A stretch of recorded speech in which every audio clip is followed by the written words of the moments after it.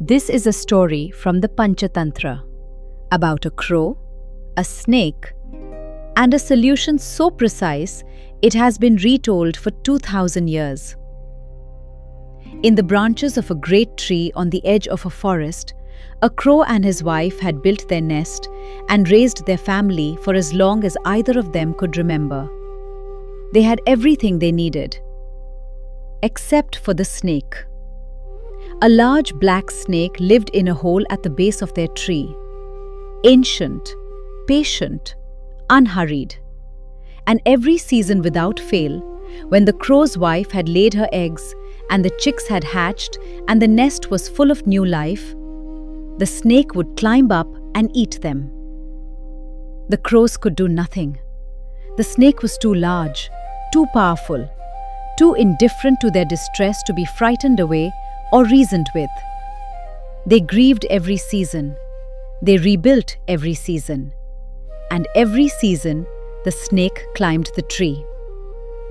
One morning, the crow flew to his friend the jackal and told him everything. The jackal listened carefully, without interrupting, without offering the first solution that came to mind, and then sat quietly for a long moment. "Tell me," he said, "where does the royal family go to bathe in the morning?"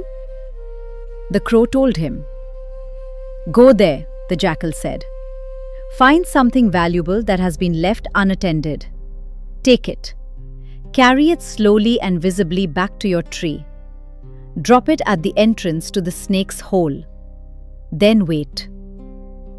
The crow flew to the royal lake the next morning and found exactly what he was looking for.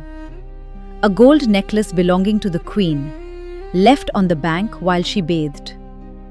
He picked it up in his beak and flew back slowly, deliberately, making sure the guards could see him, letting them follow. He reached his tree, dropped the necklace at the entrance to the snake's hole, and flew up to his branch to watch. The guards arrived, saw the necklace at the hole, reached in to retrieve it, and found the snake. The guards retrieved the necklace and killed the snake, then went back to the palace without a second thought, their problem solved. Not knowing they had solved another. And the crow and his wife sat in their tree in the sudden, permanent, extraordinary silence of a problem that would never come back. The Panchatantra calls this the wisdom of using a greater force to solve what a lesser force cannot. The crow could not defeat the snake, but the king's guards could. The crow didn't need to become stronger than the snake. He needed only to understand whose problem the snake could also become, and arrange for that meeting to happen. We face versions of this every day. The problem that is too large to confront directly. The force that is too entrenched to argue with. The snake that has been in the tree for so long, it believes it owns it. The crow's genius was not in his strength or his anger, or his persistence in fighting a battle he could not win. It was in his willingness to stop, ask for help, and think sideways. Not, "How do I defeat this?" but, "Who already has every reason to?" I leave you with one question today.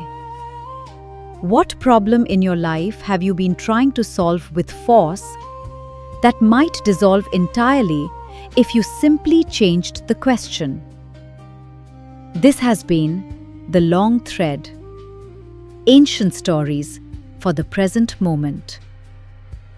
If this story stayed with you, follow the long thread and wake up to a new one tomorrow.